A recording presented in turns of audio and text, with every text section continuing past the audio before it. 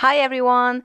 In this video we're going to discuss Rhythm of War, the fourth book in the Stormlight Archive series, and this discussion is going to be full of spoilers, so if you haven't read this book, just come back later. So let's go!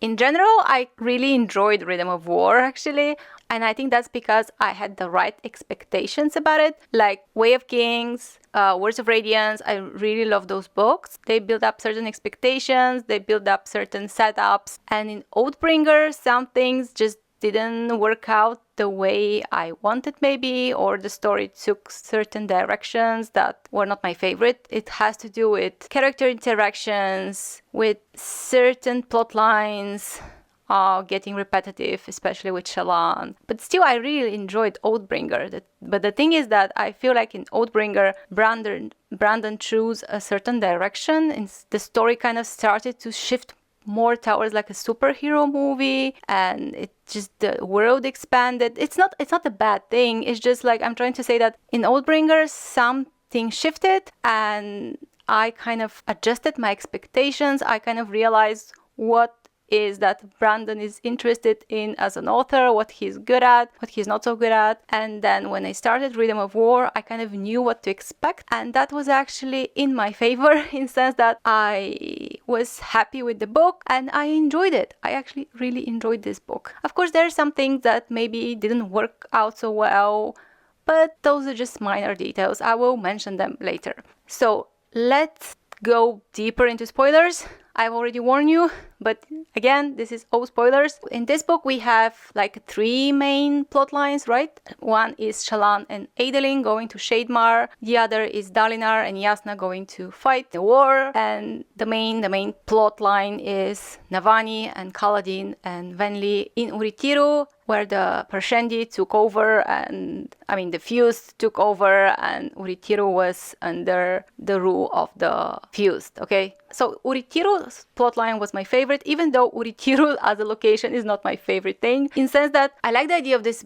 grand big city with all its mysterious corridors and technology and everything, but I've always felt like it's too kind of claustrophobic, like there's not enough windows and air there, and it's just so big and full of people. Like, I'm not so much a fan of kind of closed city. I think it's cool, but I wouldn't stay there for long. But in the case of the story, it worked perfectly because it enhanced the idea of being trapped, of being closed in these narrow spaces with this idea that you cannot escape. So actually it worked quite well for the plot as a setting, so I really enjoyed it.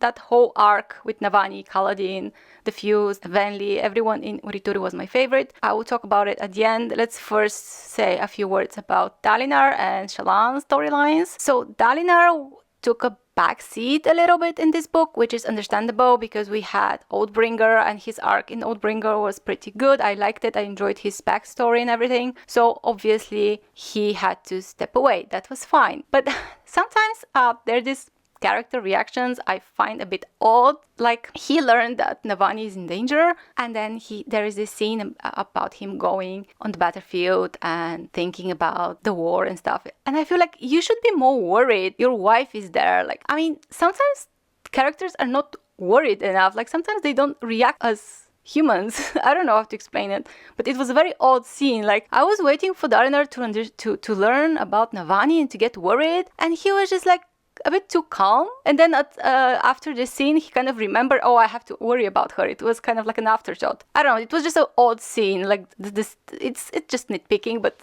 I remember it because I felt it's a bit odd. So anyway, Dalinar's storyline was okay, but nothing all that interesting happening there because we already kind of saw everything that is interesting in the previous book. Jasnah is still kind of like undeveloped in this book for me. Like, she was trying to fight with the armor and stuff, but I don't know. I feel like there is more potential in her character that is never developed. She always remains kind of, I don't know. She kind of remains undeveloped to me. So Shallan and Adolin and Shademar, I don't know. I kind of like Shademar, but also the more we learn about it, the less interesting it becomes. Because I feel like this different realm, different dimension, I first thought is going to be much more different than the real world, but then they have cities and they have the more it starts to resemble the real world, it feels less interesting in a way. So yeah, I wasn't very, very interested to go there. I mean, also, I liked the arc with Maya and how she regained her voice and she spoke she spoke out, like not just to protect Adolin, but just to speak for herself. That was a cool moment. I saw that coming, but I was anticipating it. I wanted her to regain some of her voice and memories and herself even. So that was interesting. Also, Adolin, it kind of was growing on me in this book. Like, again, he was saving people and being heroic and what he's doing best. And I like that there is some progression in Adolin and Shallan relationship. They're trusting each other more, they're talking more, but they still feel like friends to me. I don't get any romantic spark. They feel like friends. I don't know. But it's okay, since this is the romance is not the main topic of this book, so it's fine. But yeah, it just feels very friendly in a way. But I liked how their relationship progresses, because in the previous book, I had a little problem with this whole love triangle thing. I didn't think it worked out very well. The setup was good, but just the execution of it was not my favorite. But here, their relationship with, Shallan and Adolin relationship was growing. I like that she was trusting him more. So yeah, that's good. Shallan herself, I like her as a character. I think the idea of her is very interesting. I like that she's an artist. I like her abilities. But the split personality thing, sometimes it's getting too repetitive. And then again, here we had like her remembering doing something bad as a child. It felt like the same arc. And also, I don't know, she kind of killed her first friend, but she was a child. It wasn't intentional. And again, I kind of saw it coming. Still, it was kind of interesting, but I feel it was more interesting when she was kind of almost ready to kill the Herald, and I almost wanted her to try to do it, to do something even more extreme, so it's more interesting. She always kind of remains in the safe zone. All her spy work, all this plotline with Ghostblood, it feels separated from the rest of the story, and I'm just not so interested in it. Like, it was okay at the beginning, but it just seems to go for too long and to not be very connected to the rest of the story. I presume it's more connected to the Cosmere as a whole. I understand that, but I'm just saying that compared to Navani, Kaladin storyline, Shallan, and her storyline was just not very interesting to me, and her arc felt a bit repetitive. And I just like Shallan, so I just want more with her. I want some more interesting adventure with her. I want her to do something stupid even, and then to make like a very big mistake or something, I don't know, or to have some very difficult situation, or just something more interesting, I don't know. Or even in her relationship with Adolin, maybe there could be some conflict there, I don't know. Okay, let me say a few words about Venli and Eshonai, because this book focused on their backstory. It was again okay, but most of those events, like how the humans and the Prashandi met, what happened, most of those events, we kind of knew them. It was interesting, but not as interesting as the flashbacks in Oathbringer, not as exciting, let's say. But yeah, it was okay.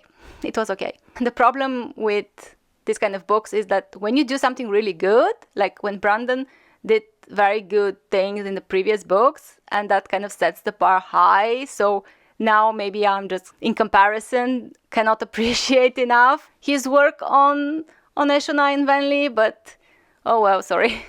It happens. It's still okay. It's still okay. It was still interesting. Learning about these characters is always interesting, but it's just in these big books, you wish those flashbacks were more trimmed, especially when they rehash events we already know. But it was okay.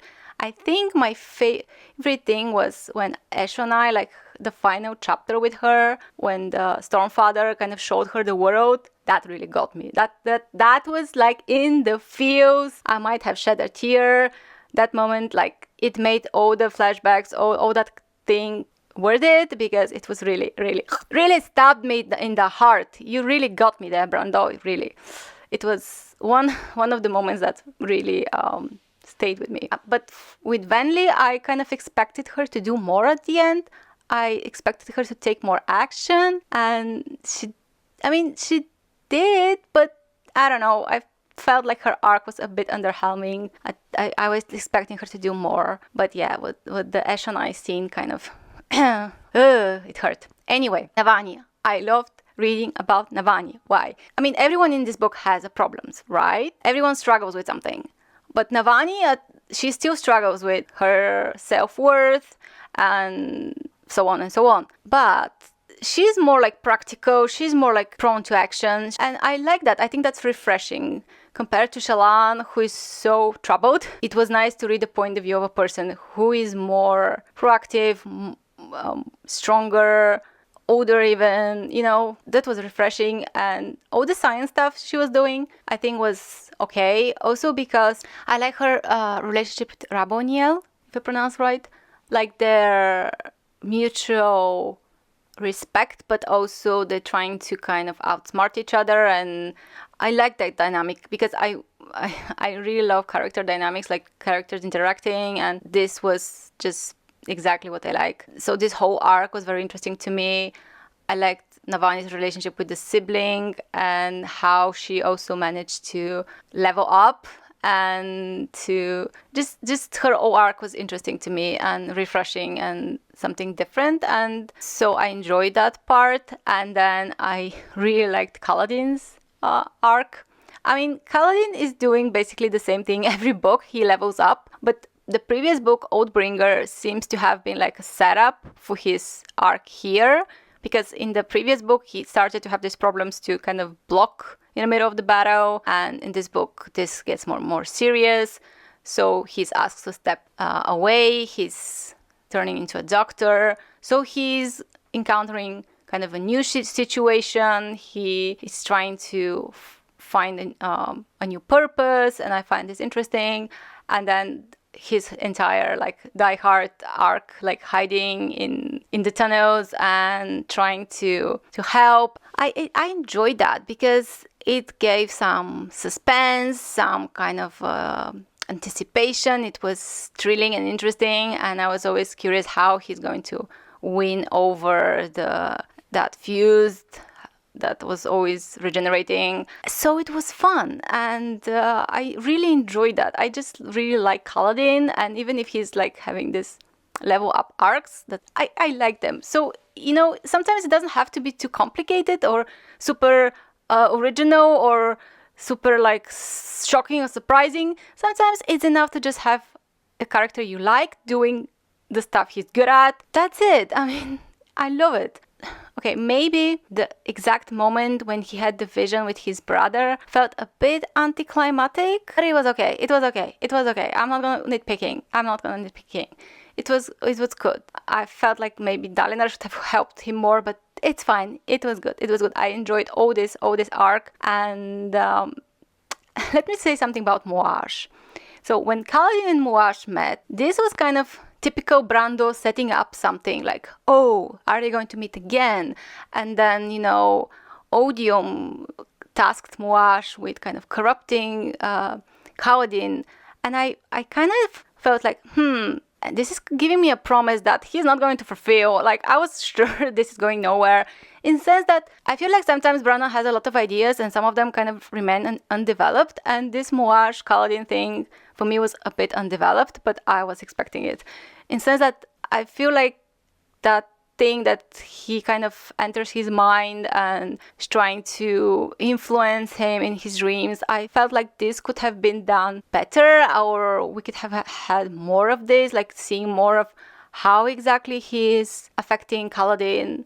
But it wasn't really delivered. But then, of course, the most painful thing was when we lost Deft, and that was like, I kind of felt like maybe things are going that way, but it was still like sad moment, like with Ash and I. Now, Ash and I was bittersweet. This was, oh, my light died. This was sad, okay? And since my lighting died, I think maybe I should wrap up this video, or just let me pause for a bit. This is my new light. Actually, it's very strong.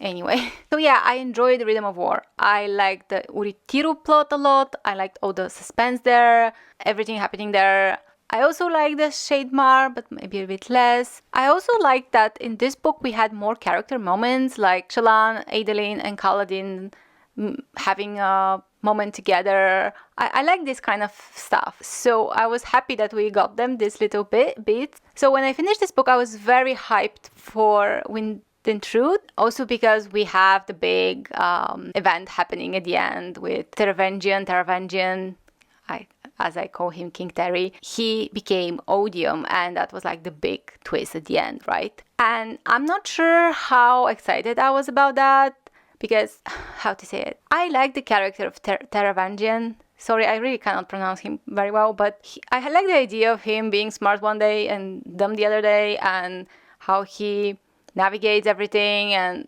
But I'm not sure if I'm that excited about him becoming Odium, but still it was an interesting twist. And so yeah, I was excited about Wind and Truth. I was very excited about Wind and Truth, but that Wind and Truth had some problems, and I finished that book already, so I will make a separate video for it.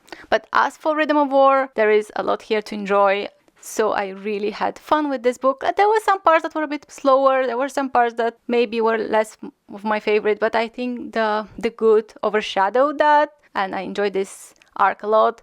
And I really, again, wish this had a kind of adaptation, because some scenes are so cinematic, like the fight scene at the end in this big hall. I really wanted to see that. It felt like it's going to be epic, and I just always have a soft spot for Kaladin.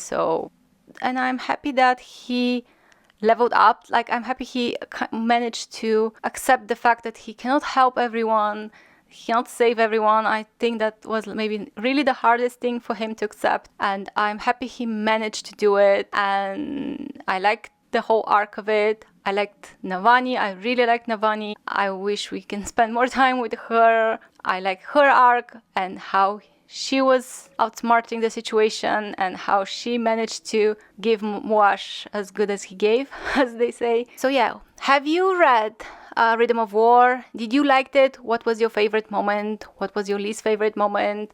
Tell me about it. And if you like this video, or you can watch my other Stormlight videos. I have a playlist about all the books, and soon I'm going to post my review for Wind and Truth. I will try not to make it 3 hours. Thank you for watching, and see you again next time. Bye bye.